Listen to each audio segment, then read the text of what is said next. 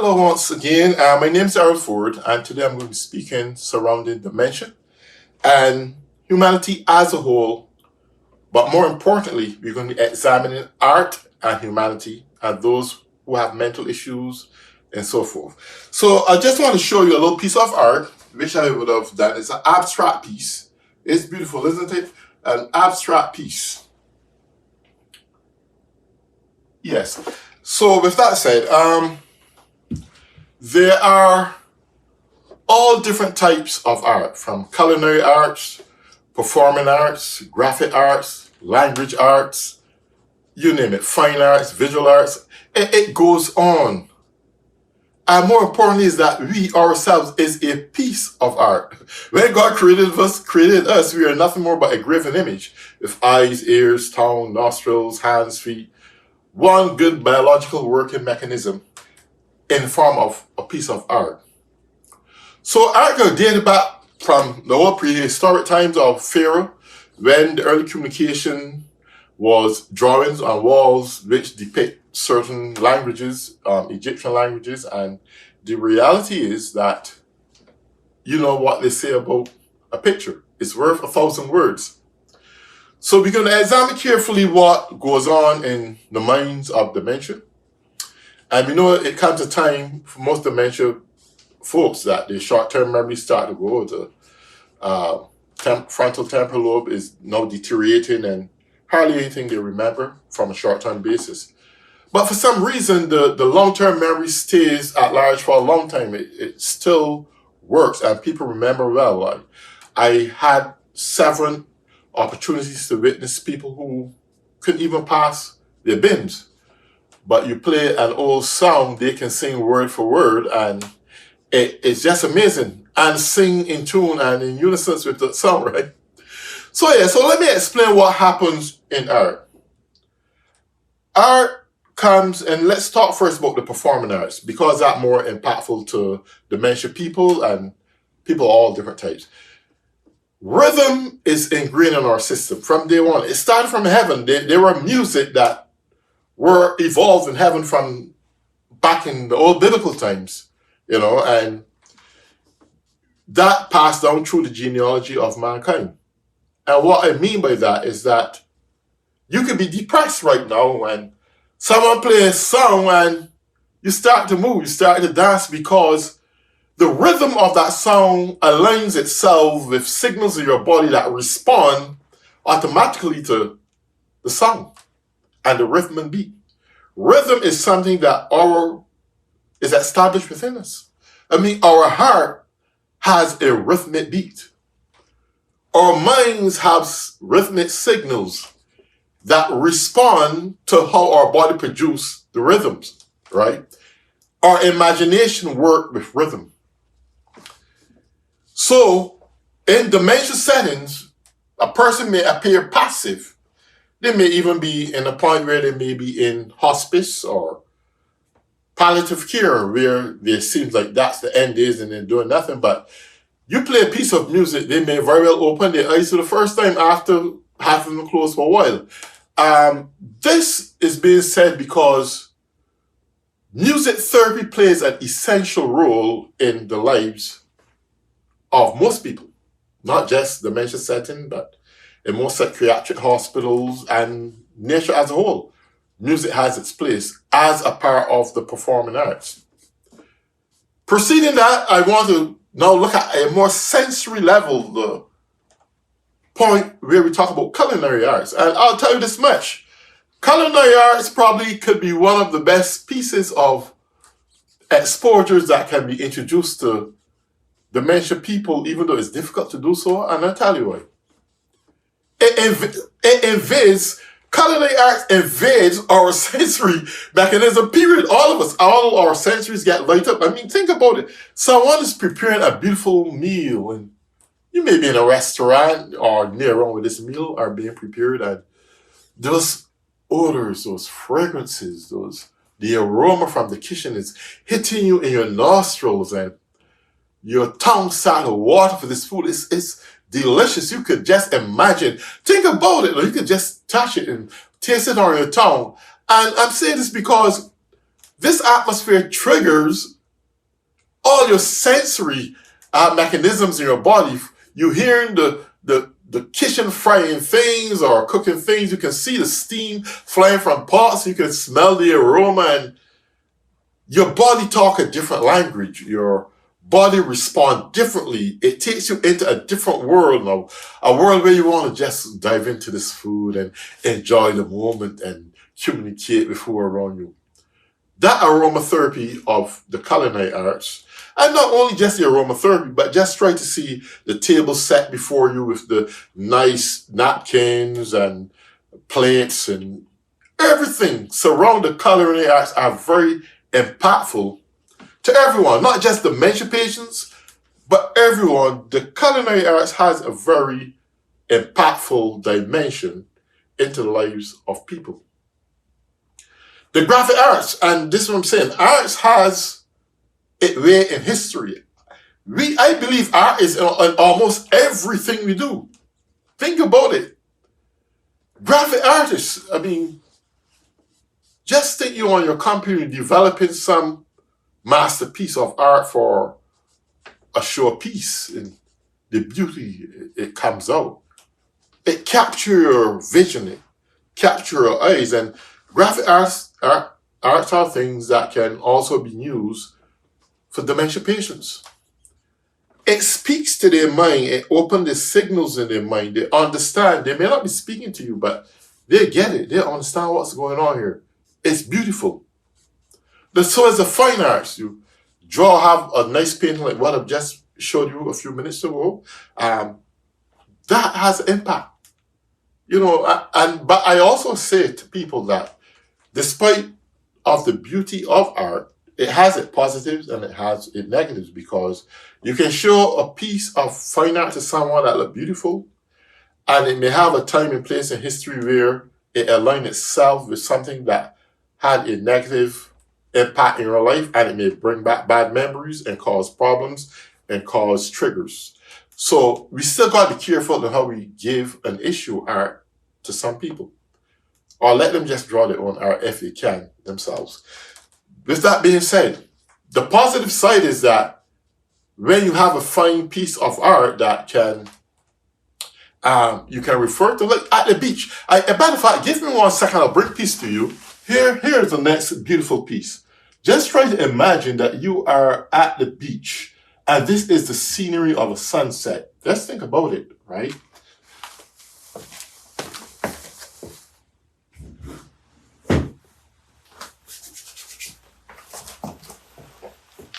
Right. And that's the scenery of a sunset. Just try to imagine you're there relaxing and taking in the good fresh air, and it's really, you're really enjoying everything about it. Art has a way of soothing the soul, but I said before, it can also have a negative impact. Having a piece of art in your workplace, whether it's drawn on the wall or in a sensory room or in a person's bedroom, if they are in a nursing home, art has an impactful moment in people's life. It doesn't matter what time of the day it is or at night. If you are there, you may not understand what is going through these people's mind, but they are focusing on what in front of them. And a million things could be going through their mind, and they're getting a million different types of understandings in their mind. You don't know that, they know that. And they may be smiling. So it's essential to see the importance of art working in people's lives. Now, with that said, we want to go on to the next step. We want to look at the performance arts again, because this is essential. And with the performing arts, I started to speak not long ago about the music therapy. Music therapy impacts the soul even more than the mind. It puts your soul in a peaceful transition, especially if you are in hospice, if you are in palliative care. It helps get you into a transitioning world of calmness, peace, relaxation. It takes away the conflict and pain that you probably would have suffered. And you want a person while they're going through their final years to have life as peaceful and as calm as you possibly could. I see art playing that essential role in their lives. Now, rhythm. We spoke a little bit about rhythm. Rhythm communicates, again, and this is going back down in the same performing arts. For early prehistoric years, even through the jungles of Africa, slaves would have used rhythm to communicate.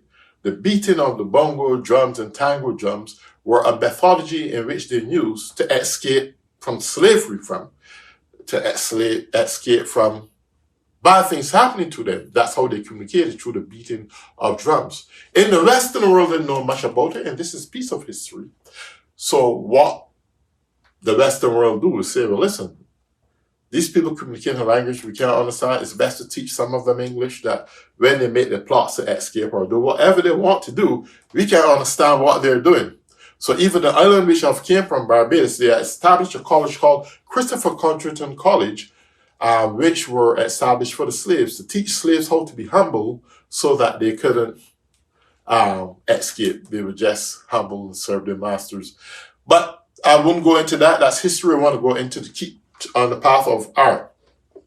The importance of art again, and we talk about graphic arts, and we are living in a world of technology, and most residents and patients now have access to tablets, have access to telephones, and it's easier to have good art, whether it's programmed in their phones that they can view and see and look at from a graphic standpoint, because it impacts their mind.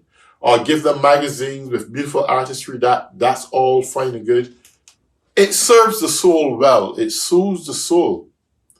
It soothes the soul. It's a good mechanism.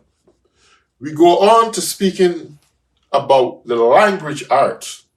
And as I said, that art is a part of our history. Language arts gone away back from historic times again. And the creativity of punctuations, commas, exclamation marks, question marks, full stops, etc., is a way of how you structure your sentences to captivate one's mind and express yourself. Language arts is a piece of expressive art. And how we speak to people, especially in a dementia setting, is essential. The way how you shape your words, the way how you convey your sentences, is very essential in how we speak to folks in dementia setting. Your facial expressions when you conduct your speeches, or you're making a statement, a sentence to a person, is very essential, because it's the art of communicating to the soul. The language art is one of the most potent pieces of communication on the planet. The way how you speak can either stimulate someone's mind positively or negatively. In fact, the Bible said that the power of life and death lies within your tongue. How you structure your words and how you speak your words is essential in how you express yourself to someone else. Especially in your workplace and your work setting, this is very essential, because the human minds from culture to culture see things differently. And sometimes in different cultures, or speaking to people in different cultures, the expression of your words has to be in a way, or meaningful way, that can impact them positively. Because what may be understood in your culture doesn't necessarily mean it is taken the same way in someone else's culture.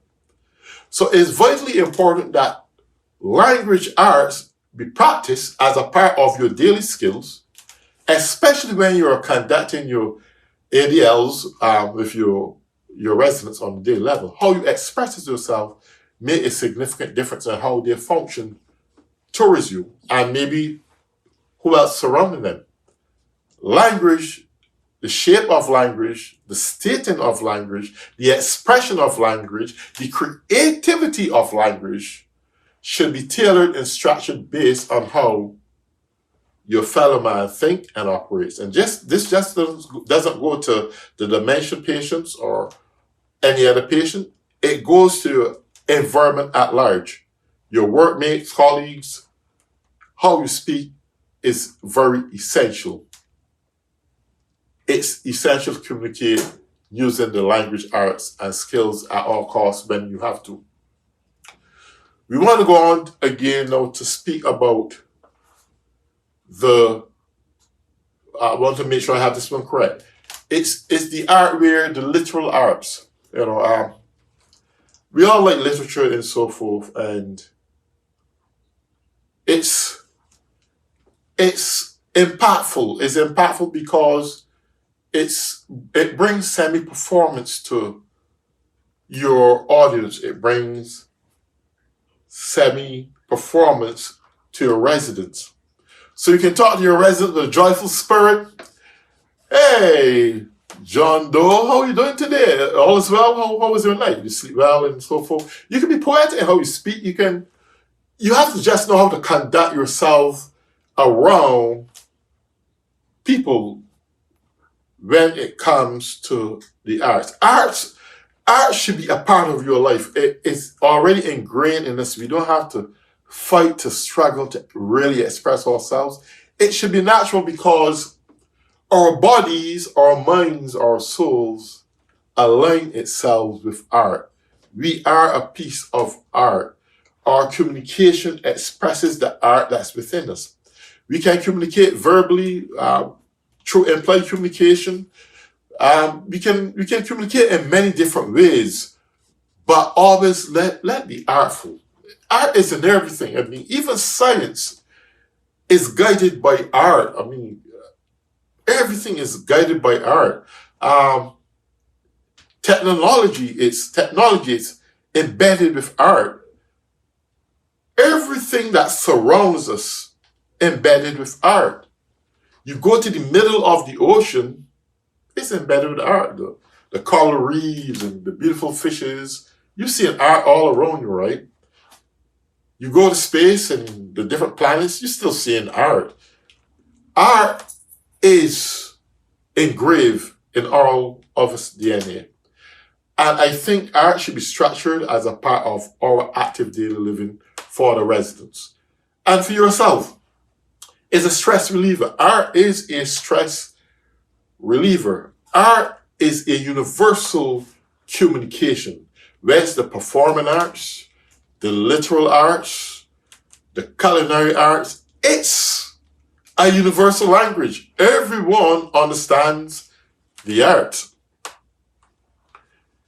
With that being said, I just want to speak a little bit more on the mastery of art. All of us should be masters of art because you are a piece of the art. That's why it doesn't matter what you do, all of us gravitate towards the arts. People love to sing, people love musical instruments, people follow musicians, millions of them buy records and CDs and so forth of people performing because we love the arts. It's a universal language. With that being said, I want to just conclude by making this absolutely clear. And this is to all those who work in the healthcare industry. Your environment expresses the art. And what I mean by that, everything is set out in a uniform manner. It comes with patterns and variations on how your daily activities is being conducted. And in the reflection of those daily activities, the minds of patients or residents or wherever you are is in observation of how you operate. Observation gives the outside culture of your environment an understanding of what it means to be taken care of in the hospital, taken care of in the in the nursing facility, be it independent living facility or skilled nursing facility. it's essential to understand those who from outside that comes in and observe will take back out the information of what they see and observe within your environment that will get other people walk right back into your doors with their loved ones, if it's in a skilled nursing facility or independent nursing facility, whether it's in a hospital, oh, that's a good hospital, I'll send my son there, I'll send my wife or daughter there, whatever the case may be. Whatever we do, be a mastermind of art. Let the craftsmanship of your job, let the craftsmanship of your skill be expressed in a masterpiece of art before the eyes of observers. Because that's what they're looking at, that's what they're looking for, and that is what sells your business. That is what takes your business through a stage of survival and making profits and continue to grow as time evolves. The preparation and mindset of good artistry, presentation, craftsmanship, how you market your business is essential. Market your business on a piece of art. Market your business also by putting some good masterpieces in your showroom or your office or your lobby or whatever. And I'll tell you this before you go. I have one more masterpiece to show you. Here's the next masterpiece. And in conclusion of this, I just want to say that this piece is complete relaxation. It's the piece of art that would take your mind from out of chaos into a mood of relaxation. Seeing a waterfall, you start imagining what's going on there. This piece, this is the piece that will do it. This piece of art will put you in a relaxing situation, will keep you calm.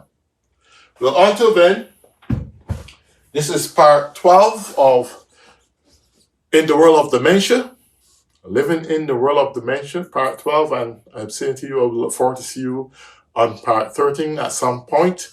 Have a good day, enjoy yourself, and make sure do your masterpiece of art in your work environment. Take good care.